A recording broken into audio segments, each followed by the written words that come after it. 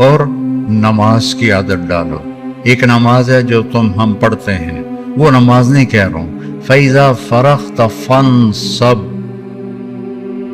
نصب گڑ جانا، جیسے یہ بوتل ہے نا، یہ یہاں آ کے گڑی تو نہیں لیکن ایسے کھڑی ہے، تو اللہ کہہ رہا ہے فَانْصَبْ، ایسے جیسے لکڑی کو ٹھوکا جاتا ہے نا زمین میں، اور کچھ اس کا حصہ اندر چلا جاتا ہے اور اوپر والا ایسے ہو جاتا ہے، تو نماز کے لیے ایسے کھڑے ہو، ایسے۔ عبداللہ بن زبیر پر حجاج حملے کر رہا تھا اور وہ حرم میں نماز پڑھتے، کوئی پتھر یہاں سے گزرتا، کوئی یہاں سے گزرتا، کوئی یہاں سے گزرتا، اور ان کے جسم میں ایسے بھی نہیں ہوتا تھا، ایسے، اتنے اطمینان سے نماز۔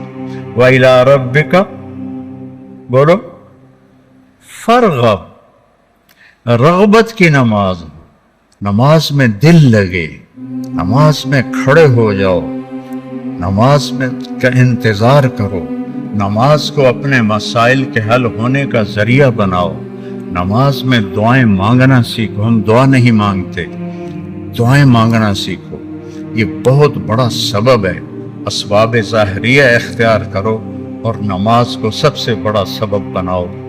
اذا حزبہ امر فزع الی الصلاۃ، جب کوئی مشکل آتی تھی آپ نماز پڑھتے تھے، جب کوئی مشکل آتی تھی آپ نماز پڑھتے تھے۔ 3 دن گزر گئے، کھانے کو کچھ نہیں ملا، تو حضرت عائشہ سے کہنے لگے چلو آج میں اللہ سے جا کے بات کرتا ہوں۔ مسجد میں گیا، نفل شروع کر دی، ایک ستون کے پیچھے 2 نفل پڑھتے، پھر سلام پھیر کے دوسرا ستون، اللہ اکبر، پھر سلام پھیرا تیسرا ستون، اللہ اکبر، پڑھے جا رہے ہیں۔ اتنے میں حضرت عثمان آئے، اما جان اللہ کے نبی کہاں ہیں؟ ان کا 3 دن سے فاقہ تھا، اللہ سے مانگنے گئے، تو وہ زارو قطار رونے لگے، مجھے کیوں نہ کہا، عبد الرحمن بن عوف کو کیوں نہ کہا، ثابت بن قیس کو کیوں نہ کہا، یہ سارے مالدار تھے۔ بھاگے بھاگے گھر گئے، پورا اونٹ بھر کے راشن کا لے کر آئے، اور آ کر وہاں اللہ کے نبی کے گھر اتارا، اور پھر بھاگے بھاگے گئے اور گھر میں جو سالن تیار ہو گیا تھا وہ اٹھا کے لائے، اور روٹیاں اٹھا کے لائے، اور آ کر دیا کہ پکانے میں دیر لگے گی۔ جب اللہ کے نبی واپس آئے، پوچھا عائشہ کچھ ہوا؟ کہ یہ دیکھیں اللہ تعالیٰ نے سب کچھ کر دیا ہے۔ کہ یہ کون لایا ہے؟ کہ یہ عثمان لایا ہے۔ تو آپ نے ایسے ہاتھ اٹھائے، اے اللہ میں عثمان سے راضی ہوں، تو بھی اس سے راضی ہو جا۔ اے اللہ میں عثمان سے راضی ہوں، تو بھی اس سے راضی ہو جا۔ اے اللہ میں عثمان سے راضی ہوں، تو بھی اس سے راضی ہو جا۔ تو نماز کو اپنا وظیفہ بناؤ۔ یہ آج کل کے یہ سوشل میڈیا اور بہت سے ایسے نادان لوگ، یہ وظیفہ پڑھو، یہ وظیفے پڑھو، یہ پڑھو، یہ پڑھو، یہ سب فضولیات ہیں۔ سب سے بڑا وظیفہ نماز ہے اور دعا ہے۔ سب سے بڑا وظیفہ نماز ہے اور دعا ہے۔ باقی سب ڈھکوسلے ہیں، میرے اوپر جادو ہو گیا ہے، میرے اوپر اثر ہے، میرے اوپر جنات ہیں، یہ سب عاملوں کی جیب گرم کرنے کے اسباب ہیں۔ یہ کچھ بھی نہیں ہے، سب بک بک ہے، سب بک بک ہے۔ کبھی اس چکر میں نہ پڑنا کہ میرے اوپر جادو کر دیا گیا ہے، میری بندش کر دی گئی ہے، اولاد کی بندش ہو گئی ہے، کاروبار کی بندش ہو گئی ہے۔ نماز جو موجود ہے، اللہ جو موجود ہے، تو کبھی عاملوں کے چکر میں نہیں پڑنا۔ کبھی جو وظیفے بتانے والے ہیں، 1000 دفعہ یہ پڑھو، 1000 دفعہ یہ پڑھو، میرے سر میں درد ہے۔ اور ایک بزرگ کہنے لگے کہ آپ 1000 دفعہ سورہ اخلاص پڑھا کرو۔ میں کہا جی پھر تو پہلے انہوں نے ہور درد واد جاوے گا جو میں سر درد نال میں 1000 واری سورۃ اخلاص پڑھا کے میرے کو تو نماز دی رکعت وچ کلو اللہ مشکل پڑھی جاندی ہے۔ میں کہا جی یہ وظیفہ تسی اپنے کول ہی رکھو، یہ میرے واسطے کوئی نہیں ہے۔ میرے نبی نے وظیفہ بتایا، نماز پڑھو دعا مانگو، نماز پڑھو دعا مانگو، صدقہ کرو، سخی بنو، بخیل نہ بنو۔ بخیل سے اللہ دوستی لگاتا نہیں، اور سخی سے اللہ دوستی توڑتا نہیں، چاہے فاسق ہو۔ اور سخاوت کا مطلب کوئی بہت زیادہ خرچ کرنا نہیں ہے، وہ دل کی کیفیت کا نام ہے، وہ دل کی کیفیت کا نام ہے۔ تو غریب بھی سخی ہو سکتا ہے، مالدار بھی ہو سکتا ہے، غریب بھی بخیل ہو سکتا ہے، مالدار بھی ہو سکتا ہے۔ بخل خود پیدا ہوتا ہے، سخاوت کو پیدا کرنا پڑتا ہے۔ سخی بنو۔ مولویوں میں سخاوت بہت کم ہے، بلکہ ہے ہی کوئی نہیں، کیونکہ شروع سے لینے کا جو کام شروع ہو جاتا ہے تو دینے کو دل ہی نہیں کرتا۔ تو دینا سیکھو تاکہ اللہ تمہیں دے، کھلانا سیکھو اللہ تمہیں کھلائے، پلانا سیکھو اللہ تمہیں پلائے۔ پھر سب سے بڑی سخاوت ہے جس پہ ناراضگی ہے معاف کر دو۔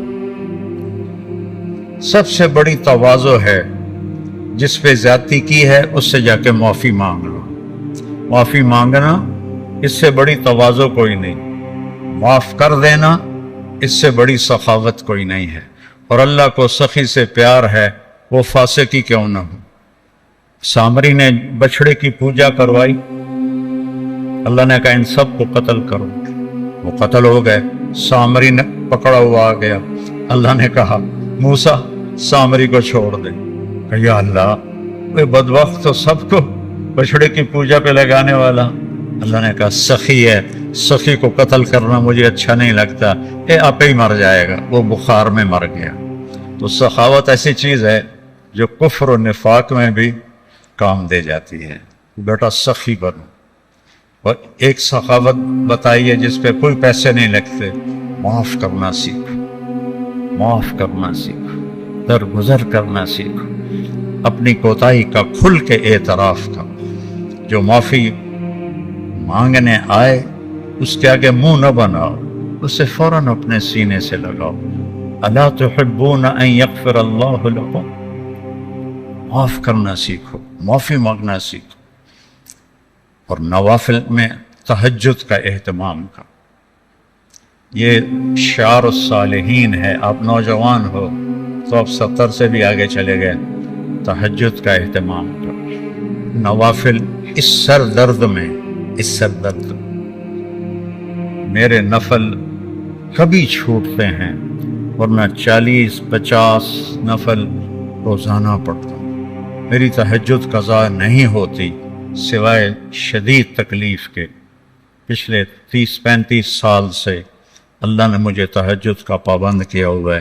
یہ میں تم میری اولاد ہو، تمہیں ترغیب کے لیے سنا رہا ہوں، کوئی اپنی بزرگی نہیں جتا رہا ہوں، کہ تمہیں پتہ چلے کہ بیماری میں بھی اگر اہتمام ہو سکتا ہے تو اس جوانی میں کیوں نہیں ہو سکتا۔ جلدی سو، جلدی اٹھ، اس موبائل پہ کھیلنا چھوڑ دو، یہ تمہارا بہت وقت ضائع کرتا ہے۔ اس موبائل سے کھیلنا چھوڑ دو، اس کو دیکھنا چھوڑ دو، وہ وقت مطالعے پہ لگاؤ، تلاوت پہ لگاؤ، ذکر پہ لگاؤ، تسبیح پہ لگاؤ، لوگوں کی خدمت پہ لگاؤ۔